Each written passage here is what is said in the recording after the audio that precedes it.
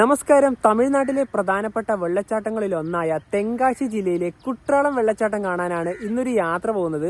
ഞങ്ങൾ ആദ്യമായിട്ടാണ് ആ ഭാഗത്തേക്കെല്ലാം പോകുന്നത്. അപ്പോൾ ഞങ്ങൾ എങ്ങനെയാണ് പോകുന്നതെന്ന് വെച്ചാൽ ഇവിടുന്ന് ട്രെയിൻ കയറി നേരെ തെങ്കാശിയിലേക്ക് പോകും. അവിടുന്ന് ബസ് മാർഗം കുട്രാളം വെള്ളച്ചാട്ടത്തിലേക്ക് പോകാനാണ് ഒരു പ്ലാൻ. രാവിലെ 9 മണിയായി. ഞങ്ങളിപ്പോൾ തിരുനെൽവേലി റെയിൽവേ സ്റ്റേഷന്റെ മുന്നിലാണുള്ളത്. അപ്പോൾ ഇവിടുന്നാണ് ഇനിയിപ്പോൾ ഞങ്ങൾ ട്രെയിൻ കയറി തെങ്കാശി ഭാഗത്തേക്ക് പോകുന്നത്. ഇവിടുന്ന് രാവിലെ 9:50 ഒരു ട്രെയിൻ ഉണ്ട്. അതുപോലെ തന്നെ ഇവിടെ റെയിൽവേ സ്റ്റേഷന്റെ മുന്നിൽ നിന്ന് തന്നെ പുതിയ ബസ് സ്റ്റാൻഡിലേക്ക് പോകാൻ ബസ്സുകളൊക്കെ കിട്ടും. റെയിൽവേ സ്റ്റേഷന്റെ ഇവിടെ വരെ ബസ് സൗകര്യമുണ്ട്. ഇവിടെയാണ് തിരുനെൽവേലി ജംഗ്ഷൻ. ഇനി നേരെ പോയി ടിക്കറ്റ് എടുക്കാം. ടിക്കറ്റ് എടുത്ത് പ്ലാറ്റ്ഫോം നമ്പർ 5 വന്നിരിക്കുകയാണ്. ഇതാണ് പോകാനുള്ള ട്രെയിൻ. WDP 4D ആണ് ലോക്കോമോട്ടീവ്. ഇത് തിരുനെൽവേലിയിൽ നിന്ന് സെങ്കോട്ടയിലേക്കുള്ള പാസഞ്ചറാണ്.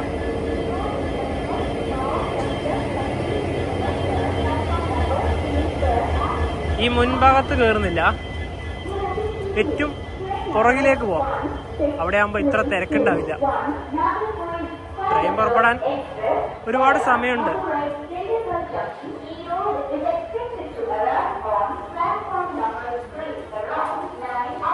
ഇതിന്റെ ട്രാക്ക് ഷെയറിങ് ഇങ്ങനെയാണ്. ഒരുപാട് ഭാഗത്തേക്ക് ഈ ട്രെയിൻ ഉണ്ട് കേട്ടോ. ഇവിടെ 4 നമ്പർ പ്ലാറ്റ്ഫോമിൽ തിരുനെൽവേലി ദാദർ എക്സ്പ്രസ് ഉണ്ട്. ഇത് നമ്മുടെ കേരളം വഴി പോകുന്ന വണ്ടിയാണ്. നേരെ പാലക്കാട്, കോഴിക്കോട്, കണ്ണൂർ, കാസർഗോഡ്, മംഗലാപുരം വഴി നേരെ കൊങ്കൺ വഴി നേരെ മുംബൈയിലേക്ക് പോകുന്ന വണ്ടി. ഞങ്ങൾ ഇതാ ഈ കാണുന്ന കോച്ചില്ലേ, ഇവിടെയാണ് കയറുന്നത്. ഇതിൽ വലിയ തിരക്കൊന്നുമില്ല.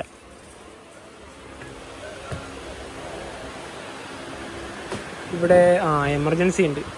ഈ എമർജൻസി വിൻഡോന്റെ ഇവിടെ ഇരിക്കാം. ഇവിടുന്ന് 73 കിലോമീറ്ററാണ് തെങ്കാശിയിലേക്കുള്ള ദൂരമുള്ളത്. ഒരുപാട് ബസ്സുകളൊക്കെ തിരുനെൽവേലിയിൽ നമുക്ക് ഡയറക്റ്റ് ആയിട്ട് കിട്ടും. ഈ ഒരു സമയത്ത് ഈ ഒരു ട്രെയിൻ ഉള്ളത് കൊണ്ട് തന്നെ നമുക്ക് എന്താ പറയുക, ചെറിയൊരു പൈസക്ക് തെങ്കാശിയിൽ എത്താൻ വേണ്ടി പറ്റും. അതായത് വെറും 20 രൂപ മാത്രമേ ഒരാൾക്ക് ടിക്കറ്റ് ചാർജ് വന്നുള്ളൂ. കാരണം ഇത് പാസഞ്ചർ ആണല്ലോ. 9:50 തന്നെ തിരുനെൽവേലിയിൽ ഇതാ ട്രെയിൻ എടുത്തിരിക്കുകയാണ്.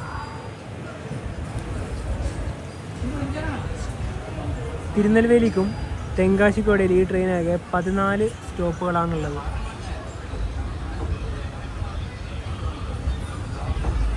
തിരുനെൽവേലി പട്ടണത്തിൻ്റെ ഭാഗങ്ങളാണ് ഇതൊക്കെ.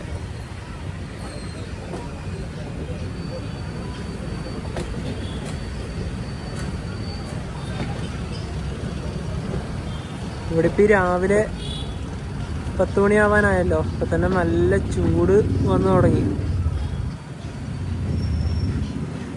ഈ ട്രാക്കുകളില്ലേ, ഇത് നാഗർകോവിൽ അതുപോലെ തന്നെ തിരുച്ചെന്തൂർ ഭാഗത്തേക്കുള്ളതാണ്. കുറച്ച് പോയി കഴിഞ്ഞാൽ ഇടത്തേക്ക് പോയാൽ തിരുച്ചെന്തൂർ, വലത്തേക്ക് പോയാൽ നാഗർകോവിൽ. നമ്മൾ നേരെ സെങ്കോട്ട റൂട്ടിലേക്ക് കയറിയിരിക്കുകയാണ്. ആ മുൻഭാഗത്ത് ഒരുപാട് മലനിരകളാണ്, ഒരുപാട് ദൂരെയാണത്.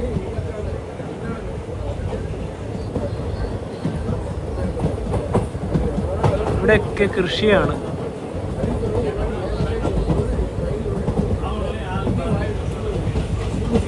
ഈ ഭാഗം മുതൽ ഇതാ അങ്ങനെ അവിടം വരെയാണ്.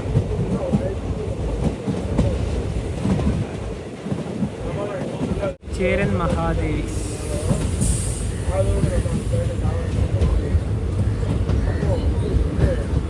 ഇവിടെ 1 മിനിറ്റാണ് ട്രെയിൻ സ്റ്റോപ്പ്. ഇവിടെയൊക്കെ ചുട്ടുപൊള്ളുന്ന വെയിലാണ്, പക്ഷെ എല്ലായിടത്തും നല്ല പച്ചപ്പാണ്.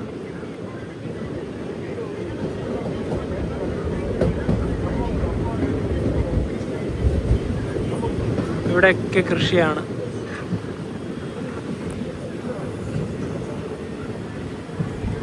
അതിൻ്റെ പുറകിലായി നേരത്തെ കണ്ട മലനിരകളില്ലേ, അതിൻ്റെ ബാക്കി തന്നെയാണ്. ഇതൊക്കെ തിരുനെൽവേലി ജില്ലയിൽ തന്നെയാണ്. ഈ റൂട്ടിലെ പ്രധാനപ്പെട്ട റെയിൽവേ സ്റ്റേഷനുകളിൽ ഒന്നാണിത്, അംബാസമുദ്രം. ഒരുപാട് പേര് ഇവിടെ ഇറങ്ങി, അതുപോലെ കയറുകയും ചെയ്തു. ഇത് 1 നമ്പർ പ്ലാറ്റ്ഫോമാണ്.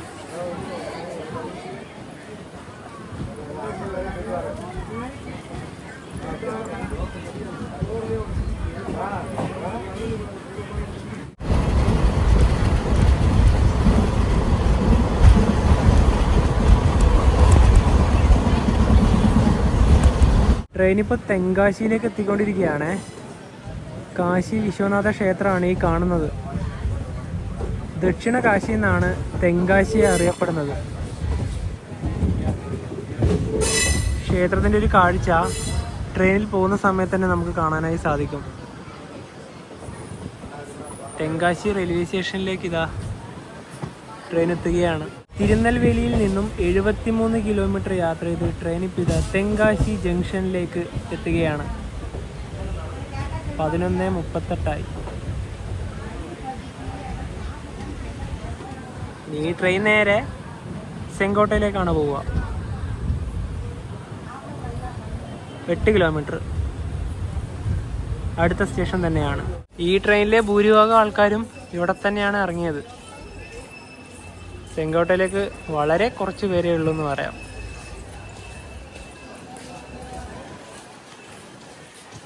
ഇനി നേരെ സ്റ്റേഷന്റെ പുറത്തേക്ക് ഇറങ്ങാം. തെങ്കാശിയിൽ നിന്നും കുട്രാളം വെള്ളച്ചാട്ടത്തിലേക്ക് 7 കിലോമീറ്റർ ദൂരമാണുള്ളത്. ഇനി ബസ്സിന് പോവാം. ഈ ബസ് കിട്ടണമെങ്കിൽ ന്യൂ ബസ് സ്റ്റാൻഡിലേക്ക് പോകണം. റെയിൽവേ സ്റ്റേഷൻ ഇവിടുന്ന് 1 കിലോമീറ്റർ ദൂരമുണ്ട്. ഇവിടെ തന്നെ ഒരുപാട് ഓട്ടോകളൊക്കെ ഉണ്ട്. നമുക്ക് ബസ് സ്റ്റാൻഡ് ഭാഗത്തേക്ക് വേണമെങ്കിൽ ഓട്ടോ ആക്കിയിട്ട് പോവാം, അല്ലെ പിന്നെ നേരെ നടന്നിട്ടും പോവാം.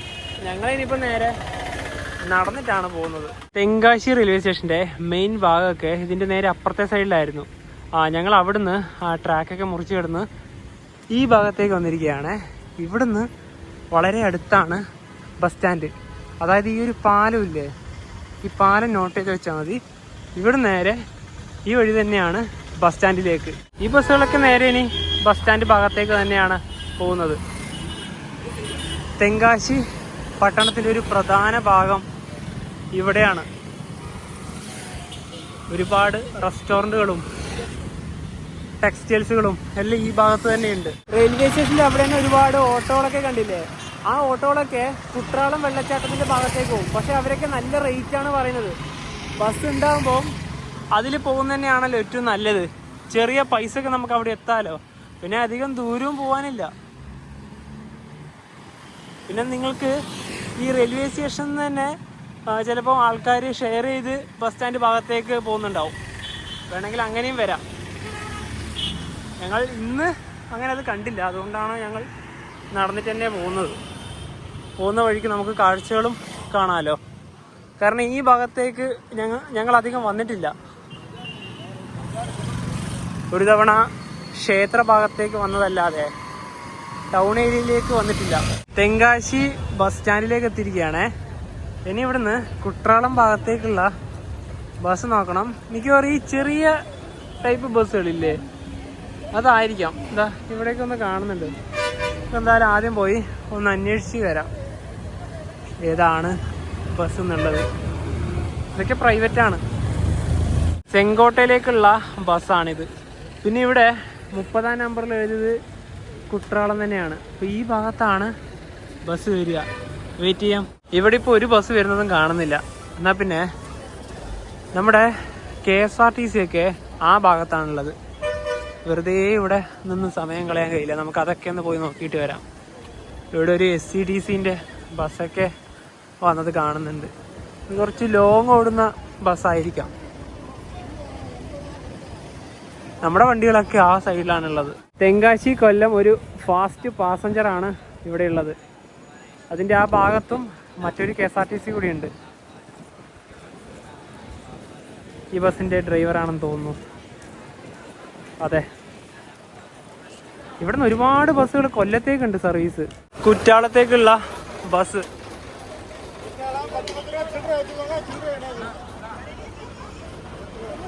സീറ്റുണ്ട്. 12:20 ഇപ്പോഴാണ് ഇവിടുന്ന് ബസ് എടുത്തത്. എത്ര മണിക്കിന് ഇപ്പോൾ അവിടെ എത്തും നോക്കാം.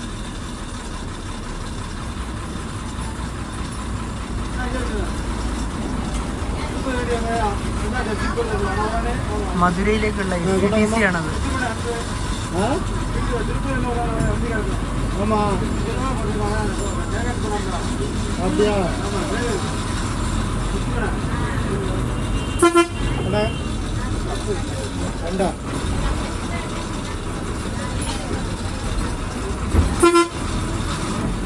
6.5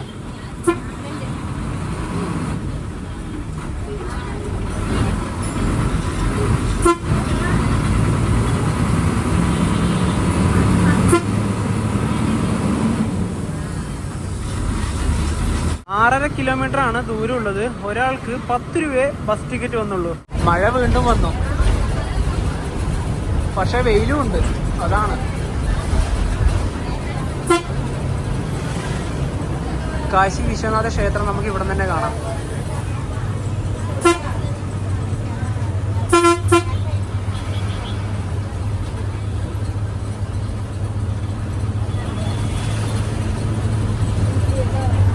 തെങ്കാശി വലിയൊരു പട്ടണം തന്നെയാണ്. ഇതിപ്പോൾ ട്രാഫിക്കായി.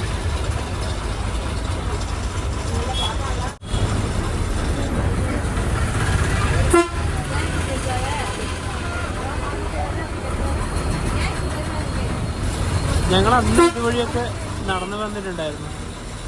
റെയിൽവേ സ്റ്റേഷൻ ഇറങ്ങി നേരെ ഇതുവഴിയാണ് ക്ഷേത്രഭാഗത്തേക്ക് പോയത്.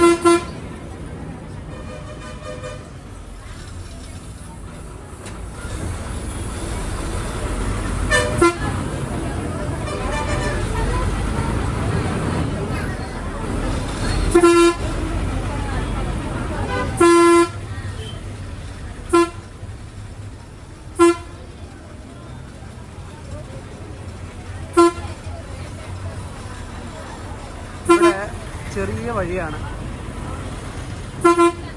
നല്ല ബ്ലോക്കും.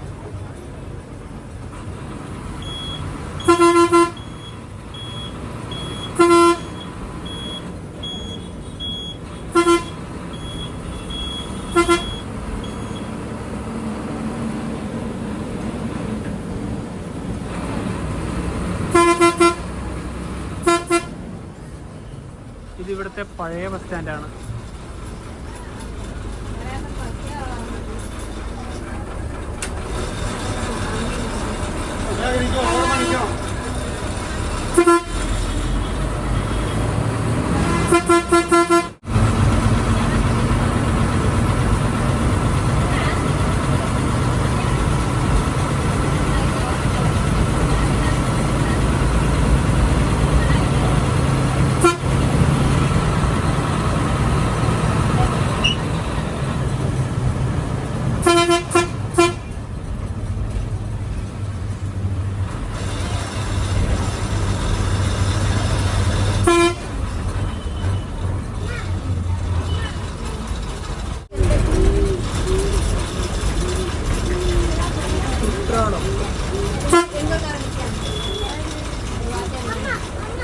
കുട്ടികളൊന്നും പറയാൻ കേട്ടാ, രണ്ടിലും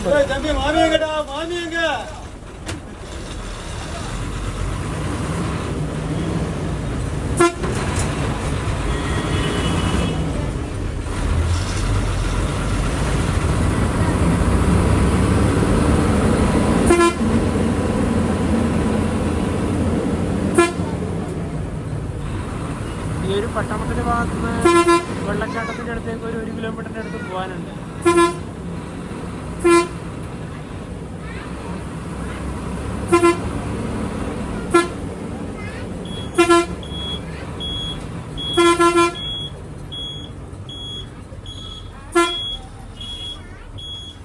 പന്ത്രണ്ട് 50 ഇവിടുത്തെ ബസ് സ്റ്റാൻഡിലേക്ക് കയറുകയാണ്.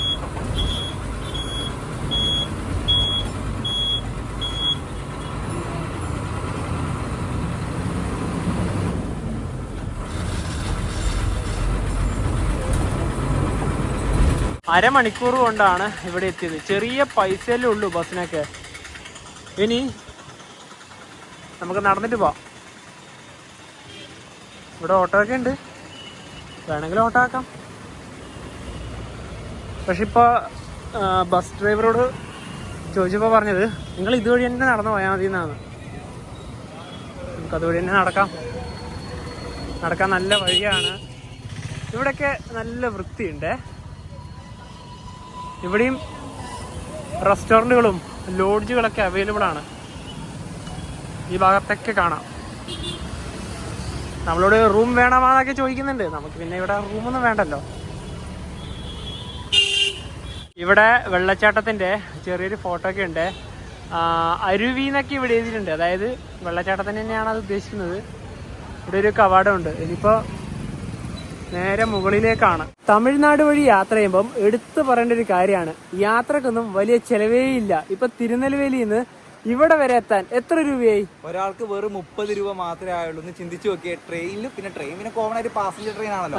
അതുപോലെ തന്നെ ഗവൺമെന്റ് ബസ്സിലായാലും വളരെയധികം ചീപ്പാണ്. ഇപ്പം 6.5-7 കിലോമീറ്ററിന്റെ അടുത്ത് വെറും 10 രൂപ എന്നൊക്കെ പറഞ്ഞ സമയത്ത് അല്ലേ മുന്നു? തീർച്ചയായിട്ടും. എനിക്കിപ്പോ കുറച്ചുകൂടെ നടക്കാനുണ്ട്. ഇതുവഴി നേരെ നടന്നു വരുമ്പോൾ ഇങ്ങനെയുള്ള ഒരു സ്പേസ് ഒക്കെ കാണും. ഇത് ഇവിടെ നിന്ന് നോക്കിയാൽ തന്നെ വാട്ടർഫാള് കാണാം.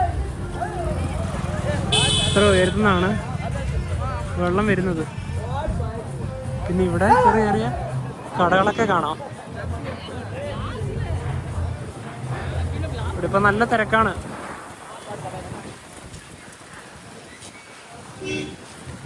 എന്തായാലും ഇവിടെ തന്നെ കാണുമ്പോൾ നല്ലൊരു വ്യൂ ഉണ്ട് വെള്ളച്ചാട്ടത്തിന്.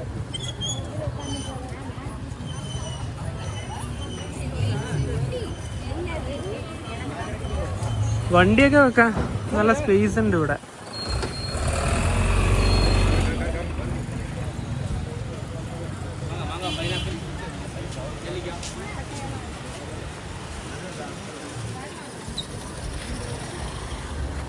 വണ്ടികൾ ഇവിടം വരെ വരാൻ പറ്റുള്ളൂ. ഇതിന് ശേഷം ഇനി നടന്നിട്ട് പോകണം.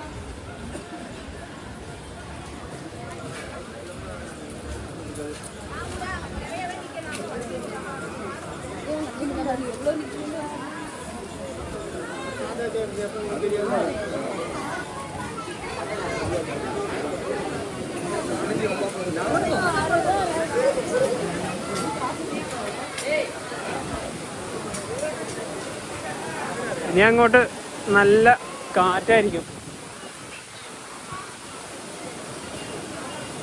ഇവിടെ ശ്രദ്ധിച്ചോ, വെള്ളമൊക്കെ ഒഴുകി വരുന്നത് ഇതുവഴിയാണ്. നേരെ അങ്ങനെ ഒഴുകിപ്പോവും. വെള്ളം കുറവാണ്. ശക്തമായ ആ ഒരു മഴയുള്ള ഒരു ജൂൺ ജൂലൈ മാസത്തിൽ വന്നിട്ടുണ്ടെങ്കിൽ ഒന്ന് ചിന്തിച്ചു നോക്കി എത്രത്തോളം വെള്ളം ഉണ്ടാവുമെന്ന്.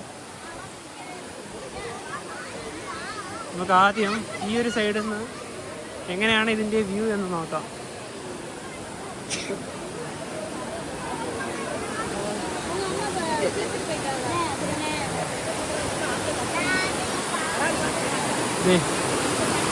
വെള്ളമൊക്കെ ഒഴുകി വരുന്നുണ്ട്. ഇതാണ് അതിൻ്റെ ആ ഒരു ടോപ്പ് വ്യൂ. ഇങ്ങനെ വെള്ളം ഒഴുകി നമുക്ക് ആ ഭാഗത്തേക്കും പോവാം. പിന്നെ ഇവിടുത്തെ ഒരു കാഴ്ച ഇങ്ങനെയാണ്. വെള്ളച്ചാട്ടത്തിൻ്റെ മെയിൻ വ്യൂ, അതായത് സ്ട്രെയിറ്റ് വ്യൂ ഈ ഭാഗത്തു നിന്നാണ് കിട്ടുക. കുറച്ചുകൂടെ അടുത്തേക്ക് പോകണമെങ്കിൽ അതുവഴി പോവാം.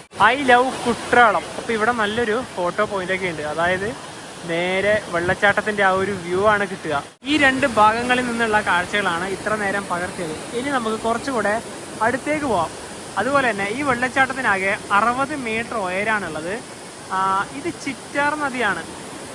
നേരെ ഒഴുകി നേരത്തെ പറഞ്ഞതുപോലെ തന്നെ അങ്ങ് നേരെ താഴോട്ടാണ് പോവുക. ഇവിടെ ഈ കുട്രാളത്താകെ 9 വെള്ളച്ചാട്ടങ്ങളുണ്ട്. അതിൽ ഏറ്റവും പ്രധാനപ്പെട്ട വെള്ളച്ചാട്ടം ഇത് തന്നെയാണ്. അതുകൊണ്ട് തന്നെയാണ് ഇവിടെ ഇത്രയും തിരക്ക്.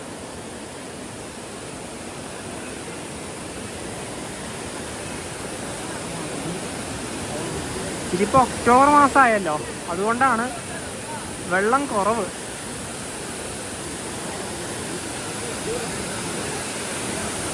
ബാഗൊക്കെ കൊണ്ടുവന്നിട്ടുണ്ടെങ്കിൽ ഇവിടെ അത് വെക്കാനുള്ള സൗകര്യമുണ്ട്. സാധനങ്ങൾ സൂക്ഷിക്കുന്ന മുറി എന്നൊക്കെ പറഞ്ഞ് മലയാളത്തിൽ തന്നെ ഇവിടെ എഴുതിയത് കാണാം. എന്നിട്ട് നേരെ ഈ മുകളിൽ നിന്ന് വരുന്ന വെള്ളത്തിൽ ഈ താഴെ ഭാഗത്തുനിന്ന് കുളിക്കാം. എത്ര പേരാണ് അവിടുന്ന് കുളിക്കുന്നത് നോക്കിയേ. ആ ഭാഗത്തേക്കെല്ലാം കാണാം. ഞങ്ങളെന്തായാലും ഇവിടെ വന്നിട്ട് കുളിക്കുന്നൊന്നുമില്ലേ.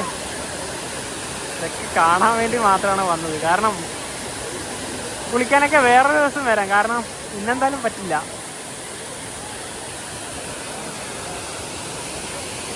അതുവഴി വേണമെങ്കിൽ വന്നിട്ട് ആ ഭാഗം വരെ വരാം. ആ ഭാഗത്ത് കൂടുതലും സ്ത്രീകളും ചെറിയ കുട്ടികളുമാണ്.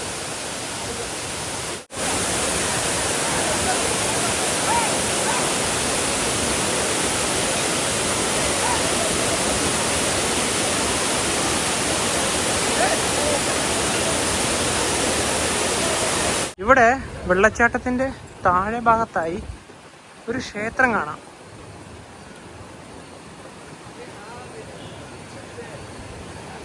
വളരെ അടുത്താണ് ഈ ക്ഷേത്രം.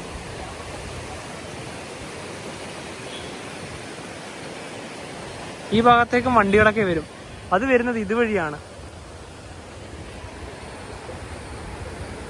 ആ പഴയ ഒരു നിർമ്മിതിയാണ് ഇവിടെയായി കാണുന്നത്. ക്ഷേത്രത്തിന്റെ പേര് അരുൾമികു തിരു കുട്രാള നാഥസ്വാമി തിരുക്കോവിൽ എന്നാണ്. കുട്രാളത്തെ തന്നെ ഏറ്റവും പുരാതനമായ ഒരു ക്ഷേത്രങ്ങളിൽ ഒന്നാണ് ഇത്. വെള്ളച്ചാട്ടത്തിലേക്ക് പോയിട്ട് ആ കുളിച്ചിട്ടൊക്കെയാണ് ഒരുപാട് പേര് ഈ ഭാഗത്തേക്ക് വരുന്നത്. ഇതുവഴി നമുക്ക് നടന്നിട്ട് പോകാം. വണ്ടികളൊക്കെ വരുന്നത് ഇതുവഴിയാണ്. പിന്നെ ഇവിടെ എല്ലായിടത്തും ചിപ്സ് ഉണ്ട്. അതായത് ബനാന ചിപ്സ് എല്ലാ ഭാഗത്തും കിട്ടും. ഇവിടെ തന്നെ കണ്ടില്ലേ എത്ര കടകളാണ് ആ ഭാഗത്ത് മുഴുവൻ. അതായത് ലൈവായിട്ട് ഫ്രഷ് ചിപ്സ് നമ്മുടെ മുന്നിൽ തന്നെ അവർ റെഡിയാക്കി തരും. നിങ്ങൾ ഇവിടെ വന്നാൽ ഈ ഭാഗത്തേക്കാണ് വരേണ്ടത്. കാരണം ഇവിടെ വന്നു കഴിഞ്ഞാലാണ് വെള്ളച്ചാട്ടത്തിൻ്റെ കിടിലം വ്യൂ കിട്ടുക. അതായത് വെള്ളച്ചാട്ടം മുഴുവനായിട്ട് കാണണമെങ്കിൽ ഇവിടെ വന്നാൽ മതി. നോക്കിയേ, നമ്മൾ നേരത്തെ പോയ ഒരു ഭാഗമൊക്കെ ഇവിടെ തന്നെ കാണാം. ഇവിടുന്ന് നോക്കിയാൽ ഒരു മുകളിലെ മരങ്ങൾ വരെ വ്യക്തതയോടെ കാണാം. ആ ഒരു ഫോൾസിൽ മാത്രമാണ് ഇപ്പം വെള്ളം വരുന്നത്. ശരിക്കും പറഞ്ഞാൽ താരതമ്യേന ഇവിടെ ഇപ്പോൾ വെള്ളം കുറവാണ്. കുട്രാളത്താകെ 9 വെള്ളച്ചാട്ടങ്ങളാണുള്ളത്. അതിൽ ഏറ്റവും പ്രധാനപ്പെട്ട വെള്ളച്ചാട്ടം ദേ ഈ കാണുന്ന നമ്മൾ പോയ വെള്ളച്ചാട്ടം തന്നെയാണ്. പേരരുവി എന്നാണ് ഇതിൻ്റെ പേര്. പിന്നെ ഇവിടെ സീസൺ വരുന്നത് ജൂൺ മാസം മുതൽ ഒക്ടോബർ മാസം വരെയാണ്. നമ്മളിപ്പോൾ ഉള്ളത് ഒക്ടോബർ മാസത്തിലാണ്. കാരണം അതുകൊണ്ടാണ് ഇപ്പോൾ ഇവിടെ വെള്ളം താരതമ്യേന കുറവായത്. പിന്നെ ഇവിടത്തേക്ക് ടിക്കറ്റ് ചാർജ് ഒന്നുമില്ല, ഫ്രീ തന്നെയാണ്. രാവിലെ 8 മണി മുതൽ വൈകുന്നേരം 6 മണി വരെയാണ് ഇവിടത്തേക്കുള്ള സന്ദർശന സമയം. മഴക്കാലത്ത് കുട്രാളം വെള്ളച്ചാട്ടത്തിലേക്ക് കുളിക്കാനൊക്കെ വരുന്നവർ ജസ്റ്റ് ഒന്ന് ശ്രദ്ധിക്കുക. കാരണം ഇവിടെ അപ്രതീക്ഷിതമായിട്ടാണ് മഴക്കാല സമയത്ത് വെള്ളം കൂടുതലായിട്ടും വരിക. നിങ്ങൾ യൂട്യൂബിലും ന്യൂസിലൊക്കെ കേട്ടിട്ടുണ്ടാവുമല്ലോ. കാരണം ഒരുപാട് പേര് താഴെ നിന്ന് കുളിക്കുന്ന സമയത്ത് ശക്തമായ വെള്ളമാണ് മുകളിൽ നിന്ന് ഒഴുകി വരിക. ആ സമയത്ത് ഒരുപാട് പേർക്ക് പരിക്കൊക്കെ പറ്റിയതൊക്കെ അന്ന് ന്യൂസിൽ വന്നിട്ടുണ്ടായിരുന്നു. ജസ്റ്റ് അതൊന്ന് ശ്രദ്ധിച്ചാൽ മാത്രം മതി. അപ്പോൾ വെള്ളച്ചാട്ടത്തിനോടൊക്കെ വിട പറഞ്ഞ് ഞങ്ങൾ ഇനിയിപ്പോൾ ഇവിടെ നിന്ന് ഇതുവഴി തന്നെ തിരിച്ച് മടങ്ങുകയാണ്. ഇവിടെ ഒരു കൂട്ടം പഴം കാണുന്നില്ലേ, ഇതൊരു ചിപ്സ് ഉണ്ടാക്കുന്ന ഒരു കടയാണ്. ഇവിടെ തന്നെയാണ് ഇവരിത് ഉണ്ടാക്കുക. നമുക്കിവിടുന്ന് എന്തായാലും ഒരു പാക്കറ്റ് ചിപ്സ് വാങ്ങിയിട്ട് പോവാം. ഞങ്ങൾ ഇവിടുന്ന് 1/4 കിലോ ആണ് വാങ്ങിക്കുന്നത്. 100 രൂപയാണ്. നല്ല ചൂടുണ്ട്. ഇതിപ്പോൾ വാങ്ങി ഇവിടെ വച്ചതേ ഉള്ളൂ. പിന്നെ ഇവിടെ ഇത് തിരുനെൽവേലി ഹലുവ.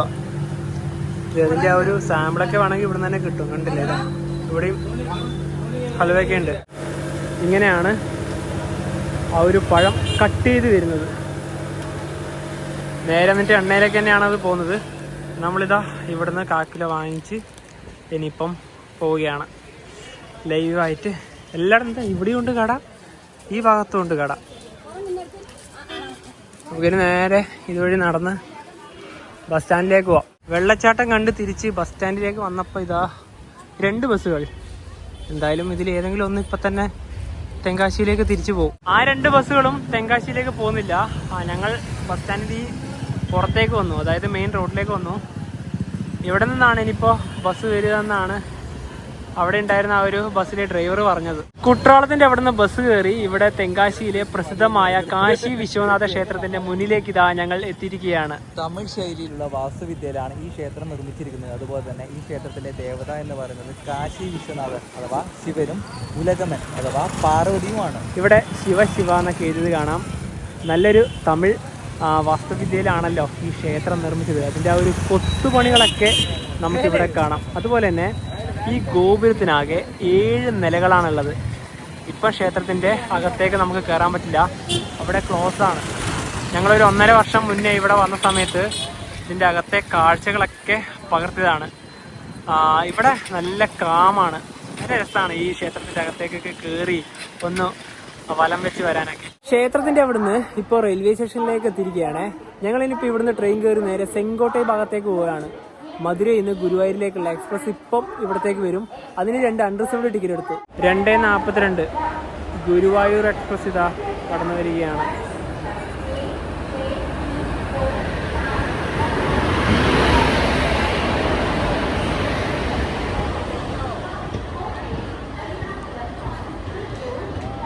ഒരാൾക്ക് 30 രൂപയാണ് ടിക്കറ്റ് ചാർജ്,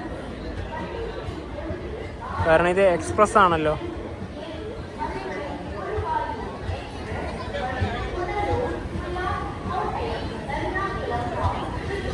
മധുരൈ ഗുരുവായൂർ എക്സ്പ്രസിൻ്റെ അൺറിസർവ്ഡിലത്തെ സീറ്റുകളുടെ ക്രമീകരണം ഇങ്ങനെയാണ്. അതായത് ഫേസ് ടു ഫേസ് ഒന്നും അല്ല, കുറച്ചും കൂടെ കംഫർട്ടബിളാണ് ഈ ഒരു സീറ്റ് എന്ന് വേണമെങ്കിൽ പറയാം. പിന്നെ നമുക്ക് അത്രയേ പോകാനുള്ളൂ, പെട്ടെന്ന് തന്നെ എത്തും. 10 മിനിറ്റ് യാത്ര മാത്രമേ ഉള്ളൂ. നല്ല പച്ചപ്പാണ് ഇവിടെ. 3 മണിയായി. ഇപ്പോഴാണ് ഇവിടെ സെങ്കോട്ടയിൽ വണ്ടി എത്തിയത്. ഈ തെങ്കാശിയും സെങ്കോട്ടയും കാണുമ്പോൾ ഏകദേശം ഒരേപോലെയുള്ള റെയിൽവേ സ്റ്റേഷനുകളാണ്. സ്റ്റേഷൻ്റെ മുൻഭാഗത്തൊക്കെ ഒരുപാട് മരങ്ങളാണ്, നല്ല കാറ്റാണ് ഇവിടെ. ഇവിടെ തന്നെ ഓട്ടോറിക്ഷകളൊക്കെ ഉണ്ട്, നമുക്ക് ടൗൺ ഭാഗത്തേക്കൊക്കെ പോകണമെങ്കിൽ ഇവിടെ നാക്കി പോകാം. അതുപോലെ തന്നെ ഇവിടെ ഒരു അയ്യപ്പ ക്ഷേത്രമുണ്ട്. ഇവിടെ നല്ല കാറ്റാണ്. ഇവിടെ ഈ റെയിൽവേ സ്റ്റേഷനിൽ നോക്കിയാൽ തന്നെ വിൻഡ് മിൽസ് ഒക്കെ നമുക്ക് കാണാൻ പറ്റും. ഇന്ന് പൊടി കയറി കണ്ണിലേക്ക് തന്നെയാണ് നേരെ അടിച്ചു കയറിയത്. മാത്രമല്ല ഇവിടെ സെങ്കോട്ടയിലേക്ക് വരാൻ ഇനിയിപ്പോൾ അടുത്ത യാത്ര ഇവിടുന്നാണ്. ഈ സെങ്കോട്ടയിൽ നിന്ന് പുറപ്പെടുന്ന ഒരു പ്രധാനപ്പെട്ട ട്രെയിനുകളിൽ ഒന്നായ സിലംബു എക്സ്പ്രസിലാണ് അടുത്ത യാത്ര. അപ്പോൾ അതിനൊക്കെ വേണ്ടി വെയിറ്റ് ചെയ്യാം. അപ്പോൾ ഈ ഒരു വീഡിയോയിലേക്ക് ഇഷ്ടപ്പെടുന്നതായിരിക്കും. അപ്പോൾ നമുക്ക് മറ്റു വീഡിയോ ബൈ ബൈ.